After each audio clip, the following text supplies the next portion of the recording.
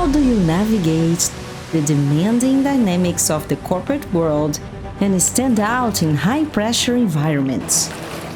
Leading teams, achieving goals, and meeting environmental, social, and ESG governance objectives can seem like an oceanic challenge. Time is the most precious thing. For 7 years, I sailed around the globe.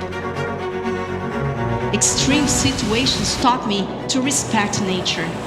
Sandstorms, snowstorms, as well as big waves. After all, nobody teaches in school how to embrace uncertainty, but taking action could lead me to unimaginable places and allow me to impact society.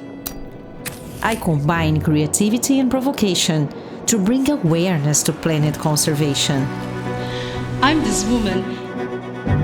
Inspire managers to successfully navigate these complex waters.